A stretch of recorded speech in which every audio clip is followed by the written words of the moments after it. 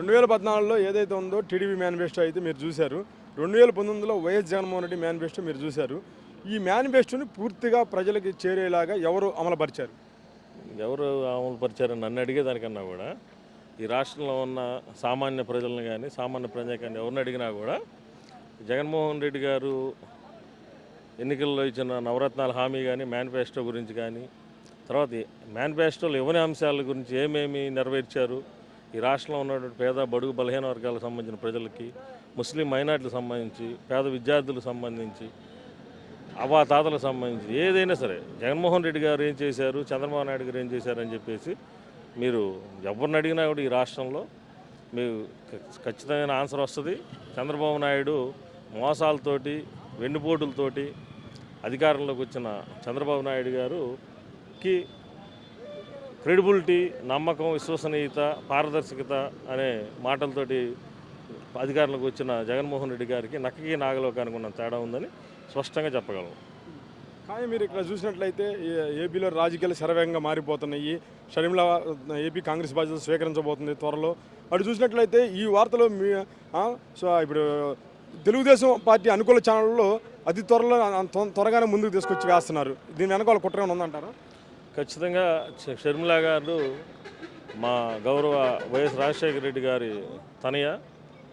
ఆమె ఖచ్చితంగా చంద్రబాబు నాయుడు గారు కానివ్వండి, ఇక్కడ ఉన్న ఎల్లో మీడియాలో ఉన్న కొంతమంది చట్టంలో ఉంది మోసానికి పసిగట్టలేక ఏదో వాళ్ళతో వెళ్తూ ఉంది. కానీ ఖచ్చితంగా రాబోయే రోజులు షర్మిల గారు కూడా జగన్మోహన్ రెడ్డితో కలిసి పనిచేస్తారని మేము ఆశిస్తున్నాం.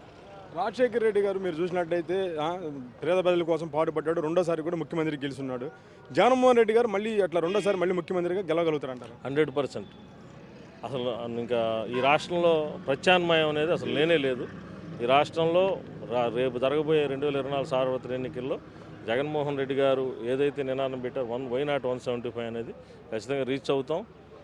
దానిలో భాగంగానే మా వైఎస్ఆర్ కాంగ్రెస్ పార్టీ అధినాయకుడు వైఎస్ జగన్మోహన్ రెడ్డి గారు గత 30-40 రోజుల నుంచి అనేక పార్టీ మీద కసరత్తు జరుగుతూ అన్ని విషయాలు కూలాంకుశంగా దగ్గర ఉండి చూస్తూ రేపు రాబోయే ఎన్నికల్లో వైఎస్ఆర్ కాంగ్రెస్ పార్టీ విజయం మోగి మళ్ళా 2024లో తిరిగి రాష్ట్రానికి వైఎస్ జగన్మోహన్ రెడ్డి ముఖ్యమంత్రి అవుతారని ఖచ్చితంగా చెప్పగలం. జై జగన్. చివరిగా చెప్పండి, ఇప్పుడు జగన్ పని అయిపోయింది అందుకని ఈ ఎమ్మెల్యేలను అటు ఇటు మారుస్తుందని చెప్పేసి ప్రతిపక్షాలు విమర్శిస్తున్నాయి, మీరేమంటారు? అవన్నీ ఉత్తమ మాటలు. ఏదో ఆడలేక ఓళ్ళోడు అనే ఒక సామెత కింద. కానీ జగన్మోహన్ రెడ్డి గారు ప్రతిపక్షాలు కొంత టైం ఇచ్చాడు. నా ఉద్దేశం ఏంటంటే జగన్మోహన్ రెడ్డి గారికి మేము చాలా దగ్గరగా ఉన్నాం. గత ఈ 13 సంవత్సరాలుగా జగన్మోహన్ రెడ్డి గారితో నడిచాం. పార్టీలు అన్ని రకాల బాధ్యతలు నిర్వహించాం. అధికారం లేనప్పుడు ఉన్నాం, అధికారం వచ్చినప్పుడు. ఈ 13 సంవత్సరాల్లో జగన్మోహన్ రెడ్డి గారి మనసు మాకు బాగా తెలుసు.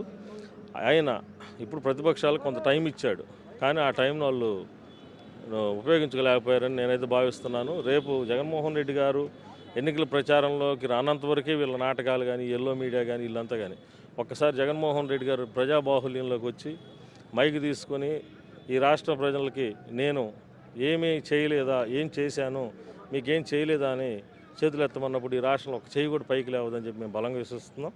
అంతేకాకుండా ఈ ఎల్లో మీడియా కావచ్చు, రకరకాల జనసేన కావచ్చు, ఇంకా ఇతర పార్టీలు అన్నీ కావచ్చు, అందరూ కలిసి జగన్మోహన్ రెడ్డి గారిని ఒంటరిగా చేసి ఓడించాలని ప్రయత్నం. కానీ వీళ్ళు అనుకుంటున్న ఏం జరగదు.